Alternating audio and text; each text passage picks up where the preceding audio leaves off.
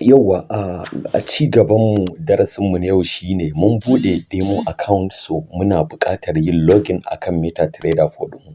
Ta yaya za mu ga credential ɗin da muka buge? Kamar yadda na ga da muka buɗe, kamar yadda na faɗa sun tura mana da ainihin login details ta email ɗinmu. So yanzu za mu koma email ɗinmu mu gani, sai mu gani ko an tura. To kamar yadda kuke gani za ku ga login detail nan an turo mini daga EXCO. Za ku gani EXCO, gashi na EXCO login detail. To abinda kawai zan yi yanzu shine zan danna login detail EXCO, gashi zan buɗe Gmail ɗin. So tunda na riga na buɗe, za ku gani gashi nan, za ku ga wannan trading ne, trading platform, ga password ɗin shi. So na ƙasan shine kuma in kuka gani za ku ce thank you for your interest in opening a 30 days demo account. Demo ɗin in yi ta kwana 30 to zai yi expire, sai ka koma cikin Gmail ka ƙara buɗewa. So yanzu wannan detail ɗin shine na farko na demo ɗinmu da muka buɗe. Ga login detail ɗinmu misali in muka danna. So za ku ga login detail ɗin gashi, za ku gani, bari na yi zooming ɗinsa sai ku gani. Gashi nan kun gan shi. Gashi nan za ku ga ya bamu login password, za ku ga ya bamu password, za ku ga ya bamu password. Gashi nan shareholder soft 60, gashi nan login, za ku gani gashi nan zai bamu wannan. So wannan shine server ɗin da za mu yi amfani. A nan kowa yake samun matsala. Wannan shine abubuwan da za mu saka a cikin ainihin MetaTrader 4 ɗinmu. Wannan kuma login ɗin da za mu yi akan website ɗinsu ne, traders room kenan. Idan kana so ka koma ka ƙara buɗe wani Gmail ɗin. So yanzu zan nuna mana amfanin wannan, da shi za mu yi amfani mu yi login akan trading platform ɗinmu. Za ku ga an riga an sa gashi nan trading login platform, wannan kuma traders room. So yanzu za mu koma, wannan shi za mu kwafa mu je mu yi login a kan ainihin MetaTrader 4 ɗinmu.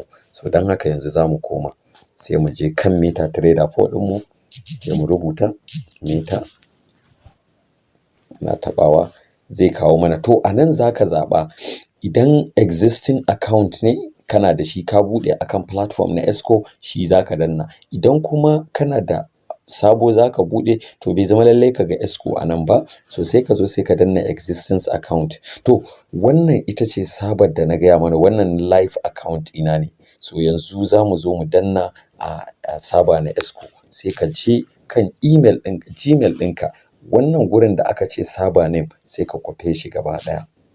Yanan gashi nan, gashi nan IRSG finance dash demo, sai ka kwafa. Sai ka zo sai ka danna kai pasting a nan gurin, sai ka danna. Zai maka sacin. Gashi nan kun ga ya kawo RSG finance dash demo, sai ka danna. Demo dash demo, sai mu zo sai mu kwafi wannan login details ɗin da aka bamu. Sorry. Gmail ɗin nawa, remind me later. Sai mu kwafi wannan login detail ɗin. Okay, password mun kwafa. Za mu zo mu saka shi a nan. Sai mu zo mu kwafi login, mu kwafa. Sai mu saka shi shi ma. Saka shi, sai mu ce sign in. Sai mu jira yauwa. So kun ga account ɗinmu ya hau. Gashi nan account ɗinmu ya hau, za ku ga an rubuta demo a sama. So don haka yanzu muna da demo account.